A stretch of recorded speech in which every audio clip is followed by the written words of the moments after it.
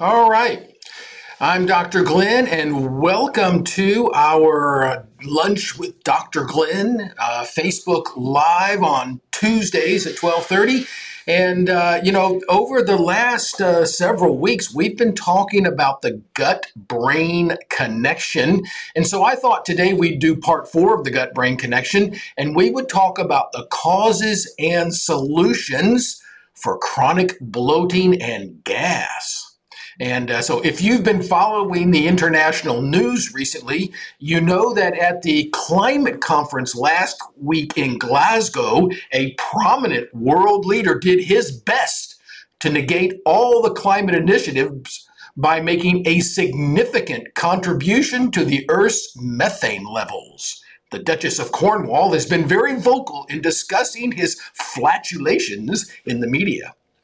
So today we're going to talk about bloating and gas. And, one of the things, especially as young boys think that having gas is sort of a rite of passage. But actually, bloating and gas basically tell you something is not right in the digestive system.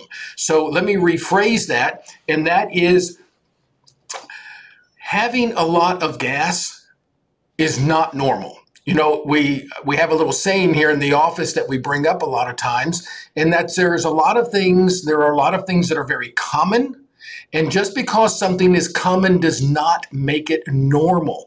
And flatulations and bloating are things that are very common, unfortunately, but they're not normal. They tell you that something is going on in the digestive system. So one of the things I want to bring up here, I'll get my little things. As we get started, remember that Hippocrates said that all disease starts in the gut. And as we look at the gut-brain connection, we know that it's about the nervous system, digestion, endocrine, that has to do with hormones, and your immune system. Of course, in the age of COVID, the immune system has been a really important topic.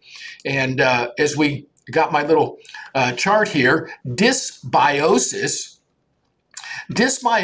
is when something is wrong in your gut. All right. We all know dys means something's wrong or something's bad. And so dysbiosis is when something's going on in your gut that's not like it's supposed to be. And down there at the bottom, you can see bloating and gas is one of the things. You can see all the other things, and some of what we've talked about, brain fog. We talked a few weeks ago about neurotransmitters and anxiety, depression, and stuff like that. A couple of weeks ago, we talked about constipation and so forth. So today we're going to talk about bloating and gas. And let me get rid of that. And let's talk about how you go about figuring out what's going on in the digestive system. And to do this, we use what is called the north to south model. All right, that means if your mouth is at the north end and the other is at the south end, then you start at the beginning and try to figure out where along the process is there a problem or are things not working properly? So when we talk about the process, I want you to think of digestion in the metaphor or in the concept of it's a disassembly line. So, we have, Henry Ford. He sort of created the modern concept of an assembly line, where things would happen in a certain order, and everybody on the assembly line was responsible for their piece of the Model T. And, you have to put things together in the right order. And so it's the same with digestion. I want you to think of it as a disassembly line, and you have to take your food apart in the right order. And if you don't, then you end up with unpleasantness. And that could be bloating, it could be gas, and so forth. So when we look at all of the different things that can affect digestion, I've listed out 9 things here, and I'm going to kind of run through them. And, what you can do is you can see maybe some of these things are giving you trouble. So first thing we want to talk about is what's going on with the diet? In other words, maybe you find that there are certain types of food that give you more trouble than other foods. Maybe it's proteins. Maybe you have trouble digesting proteins. I hear a lot of people will say, well, I don't eat a lot of meat because I have trouble digesting it. Well, remember this. You're made to digest things. And so if you have trouble digesting something, then it tells you something's wrong in that process. So let's say if you say, well, I don't eat whatever, red meat or pork chops or whatever it happens to be because I have trouble digesting that, then that could tell you you might have an enzyme production issue. All right. So think about, are there certain kinds of foods that give you trouble more than other kinds of foods? The other thing going along with diet, and this is very prominent in North America especially, are portion sizes. A lot of people just eat way too much food. And this can be because when you eat a lot of carbohydrates, which is what we tend to do in North America, especially the US and Canada, we eat way too many carbohydrates. It suppresses your satiation feeling. And so what happens is you either eat until you run out of food, or you eat until there's no more room in your stomach and you can't shove any more down. And it's really amazing when I hear people tell me, oh, you ought to go over to this restaurant. This is a great restaurant. They give you tons of food. That's not necessarily a good thing. So maybe portion sizes are an issue for you. There can be certain types of foods, like maybe you have problems. There's been a big deal the last several years about a food called lectins. Lectins have to do with, say, tomatoes and things like that. And that could be because you're not able to break those down properly. And the last thing that has to do with diet is there's certain, and we're going to come back to this concept of SIBO later, but SIBO is something called small intestinal bacterial overgrowth. And that's when you have trouble breaking down short chain carbohydrates. And we're going to come back to that concept in just a little bit. The next thing is chewing. And it's one of the things that I see very often in my patients is they don't chew their food enough. And, that can be because maybe you're in the middle of doing something else and you're eating while you're driving or something like that. As a matter of fact, I would encourage all of you, do not eat while you drive. When you're driving, you should be at a heightened state of awareness. As a matter of fact, all of the people driving around you are hoping that you are at a heightened state of awareness, which means your adrenal glands are keeping you alert and aware. And when that happens, it will tend to shut down digestion. So the worst place in the world that you could eat is while driving your car. Go inside or bring it home or whatever it happens to be. But let's don't eat and drive. The other thing is maybe you're eating while you're watching a movie or something like that. And so what's happening now is you're focused on something else. And so you're just chewing enough you're just trying to get it chewed up so you can swallow it. You want to make sure that you chew your food enough so that it really digestion begins in the mouth. Chew your food enough for everything to really start breaking it down in the mouth. Now, some people have trouble with this because they have dry mouth, and that's actually a brain-based problem where you're not producing enough saliva. One of the things that can help you make more saliva is by doing vagus nerve exercises. And if you'll look back several episodes ago, we had a Facebook Live where we talked about vagus nerve exercises that you can do. Now, vagus nerve exercises, they'll help get you going better, and it's a great way to try to resolve constipation. But also, vagus nerve exercises will help you to make more saliva. So you really want to make sure that you're chewing your food until it almost starts to liquefy, and then you're really getting it broken down. Those enzymes start to break down your food in your mouth. Of course, after your mouth, we come to the stomach. And one of the biggest problems that people have in stomach function is that they don't make enough hydrochloric acid. Now I'm going to emphasize enough, and I'm going to emphasize it for a reason. Everybody, including most doctors that I know, have it back to front, I was told, growing up. So that's when you get things in the wrong order. A lot of people think that reflux and stuff is because you make too much stomach acid. That is not true. All right. I'm sorry, Larry the Cable Guy, going through the flaming hoop on your jet ski so you can get your Prilosec. But when you have reflux, it's because the food is staying in your stomach too long because you don't make enough stomach acid to break it down and it passes on through. So here's what happens. You start chewing your food. Your body starts to make stomach acid. Food goes down in your esophagus into your stomach. Stomach starts breaking your food down. When it breaks down to a certain point, the valve in your between your stomach and your small intestine will open, and the food flows into your small intestine. That valve does not open until the food is broken down a certain amount. If you don't make enough stomach acid, the food will stay in your stomach. Once you don't have any more food to swallow, as your stomach churns the food, it begins to come back up your esophagus, gets into your throat, and it burns your throat. Of course it does. It's mixed with acid. It's just not enough acid to break it down. So doing things to decrease stomach acid might make you feel better, but they actually make the problem worse. So remember, the thyroid is responsible for how much stomach acid you make.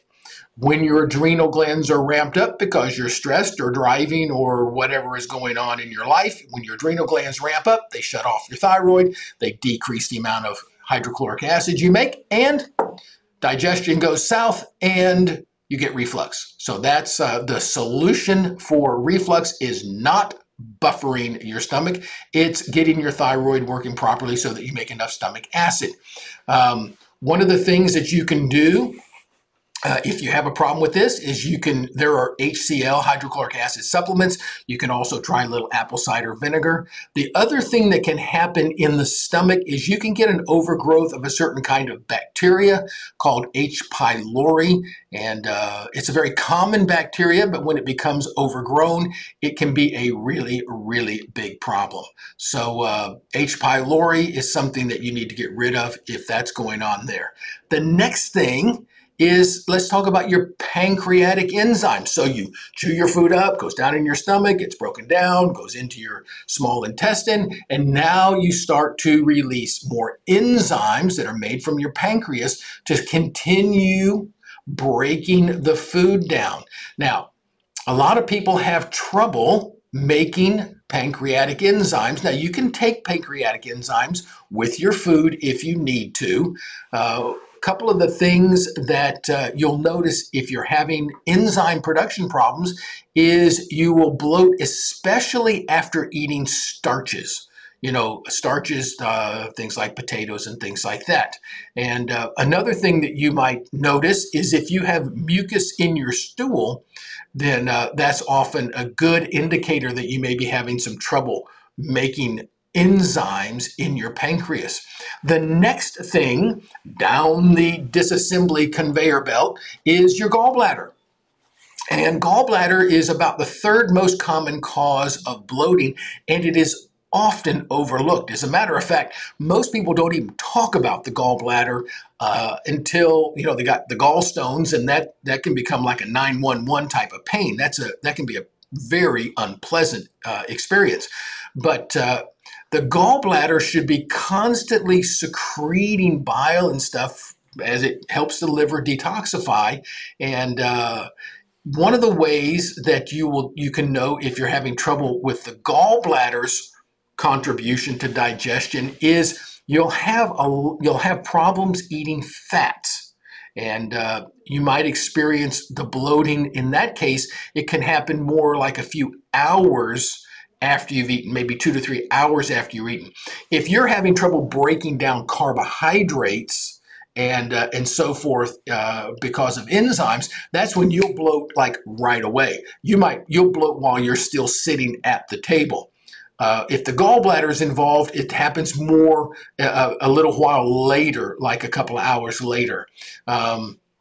If you're the kind of person and you like burp up fish oils whenever you take like a fish oil, like an omega-3 supplement or something like that, if you're burping that up throughout the day, or later in the morning because you took them first thing in the morning, that's a good indication that your gallbladder is not a happy camper. And, there's a number of things that contribute to gallbladder dysfunction. Metabolic syndrome is one, being inflamed is one, obesity is something that contributes to gallbladder trouble, and a sedentary lifestyle. You don't realize it, but when you are active and doing stuff and your torso is moving all around, it helps to compress your gallbladder and helps to keep it emptying stuff out so that you don't build up this kind of sludge stuff going on in the gallbladder. Next thing I want to talk about is something called SIBO. And this is a much newer kind of problem that we really weren't seeing this particular problem so much 20, 30 years ago like we are seeing it more now. SIBO stands for small intestinal bacterial overgrowth. Now, what does that mean? Now, remember that digestion is a disassembly process, right? So you do certain things in the mouth, the stomach, the small intestine, the large intestine, and between the small intestine and the large intestine, there is a valve. And what can happen is if you become bloated, all right, then what can happen is that valve can remain open, and the bacteria that are supposed to live in the large intestine, they migrate upstream and they live in your small intestine. And so so now what's happening is these guys are not in the right neighborhood. And so they're trying to do something that the food isn't ready to do yet. So it would be like, go back to the assembly line of the Model T. Well, if you put the engine in, but not the transmission, and then you tried to paint the car and put the wheels on before you put the axle in, see, that's all screwed up, and you're going to end up with a disaster. Well, the same thing happens when bacteria get themselves in the wrong location in your gut. And one of the things that you can do if you suspect that that may be the problem is to try something that's called a low FODMAP diet. And what that is that is a diet that is low in what we call short chain carbohydrates. And if you are having trouble breaking down short chain carbohydrates, then this can produce a very, very unpleasant experience. One of the things that will happen here is if you're not breaking these things down, then they like to absorb water and they move themselves into your colon and they swell up and they kind of clog up the pipes. And that can keep you from going, and it can also make you feel very bloated and full and really, really unpleasant. So you can check out a FODMAP, FODMAP diet. If you try a FODMAP diet for a couple of weeks and you feel better, then you probably have a SIBO problem, and you need somebody, a functional medicine doctor. We can do that, but you need to go in and rearrange the neighborhood. The next thing I want to bring up that's involved in digestion, you don't normally think of this, but brain function. We have the brain and the gut, they talk to each other over the gut-brain connection, over the vagus nerve. You have a whole nervous system that surrounds your gut. It's called the enteric nervous system, and it can become inflamed just like anything else can become inflamed. It can become inflamed like your elbow or your shoulder or your knee or whatever. Well, your gut can become inflamed, and when that happens, it can actually degenerate that nerve plexus that lives around your gut. One of the ways that you can kind of, if you have trouble swallowing, that very often points to a gut-brain axis issue. Things that can cause this are, brain injuries. Traumatic brain injury can a lot of times, depends on where it affects the brain, can affect this. Neuroinflammation, high carbohydrate diets like we've been eating since the 1960s. This causes neuroinflammation. This can contribute to this problem. Things like that. Eating foods with pesticides. Gluten. Gluten causes an inflammatory response in the gut. Even if you don't feel it, it still does. And part of that is because our food has either been, a lot of foods have been genetically modified. Wheat has not been genetically modified, but it has been what we call forced hybridized. And the wheat that we eat and grow now is not what we ate 30, 40 years ago. It's a different plant. Next thing I want to talk about are food sensitivities. Now, there is a difference between not eating something because you don't like it, like maybe you just don't like anchovies, but anchovies are not dangerous and bad for you. Or, sometimes tomatoes or onions or things like that. If you have food sensitivities and you ignore them and decide you're going to eat the Twinkie anyway, even if you know, well, then what you're doing is you're creating an inflammatory response because you're eating things you shouldn't be eating. Two biggest food allergies in the United States are gluten. Sorry about that, but it's true. Gluten and dairy. And dairy, just a quick thing on dairy. There are two potential problems with dairy, and that is the lactose. Lactose, remember, is a sugar. Anything that has ose on the end of it is a sugar. Lactose, glucose, fructose. Those are all different types of sugar, and lactose is the sugar that is in milk. And if you drink a glass of milk and you bloat, it's because that sugar got in there and it got to the wrong bacteria and it blew you up. And the other thing that can be a problem in dairy is casein, and casein is the protein. So you have the casein and lactose, let's say in milk, but in cheese you only have the casein because the bacteria that turn the milk into cheese use the lactose as their fuel supply. So if you suspect that you have a dairy sensitivity, here's what you do. Take dairy in all forms out of your diet for a couple of weeks. Just take it out. Don't eat it. Butter, cheese, milk, nothing. Take it all out for a couple of weeks, then put it back and see how you do. And if you're going to try that, it's called an elimination, eliminate the problem, provocation, going to go stick it back in and see what you provoke. So what you do if you want to try that is take dairy out of your diet for 2 weeks, give it a chance to reset, and then eat some cheese. How do you feel? If you eat cheese and you feel fine, you and casein are fine. If you eat cheese and you don't feel fine, you and casein don't get along. If you eat cheese and you're okay, then if you want to try something, if you want to try some milk or ice cream or something, that has milk in it that has not turned into cheese or something like that, fermented, then you can try that. And if you're okay with cheese, but you're not okay with milk, then that you have a lactose problem. And that's the easiest way to determine which one it is. The other foods that are very common, sort of on the next tier down from gluten and dairy, are eggs. And eggs are a problem. And you might find, it's very interesting, you might be able to eat eggs one way and not another way. And that has to do with when you cook a food, the shape of the protein changes at 118 degrees. And that's why some people can eat raw onions but not cooked onions, or cooked tomatoes but not raw tomatoes. If you're a person like that, that's because when that protein changes its shape, you still look at it as a tomato. but your immune system sees a cooked tomato and a raw tomato as two different foods. The shape of the protein is different. So eggs can do that. Soy is another big one, and so is corn. And if you're going to eat corn chips, and I'm a fan of corn chips with guacamole. I don't think that guacamole belongs on a corn chip.